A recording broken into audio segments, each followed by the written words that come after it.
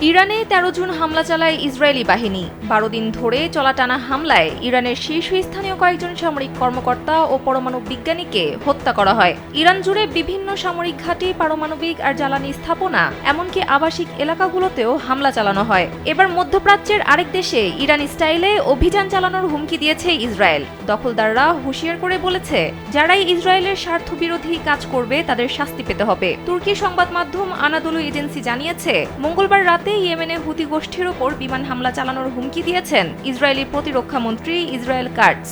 ইরানের বিরুদ্ধে সাম্প্রতিক আক্রমণের অনুরূপ এ হামলা হবে বলে তিনি হুঁশিয়ার করেন।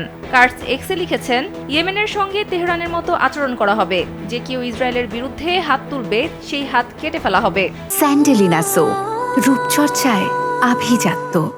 ইসরায়েলি সেনাবাহিনীর পক্ষ থেকে বলা হয়েছে, তাদের বিমান বাহিনী ইয়েমেন থেকে ছোড়া একটি ক্ষেপণাস্ত্র প্রতিহত করেছে। তার কিছুক্ষণ পরই এই হুমকি দেওয়া হয়। তবে ইসরায়েলি হুমকির ব্যাপারে হুতি গোষ্ঠীর পক্ষ থেকে তাৎক্ষণিকভাবে কোনো মন্তব্য করা হয়নি।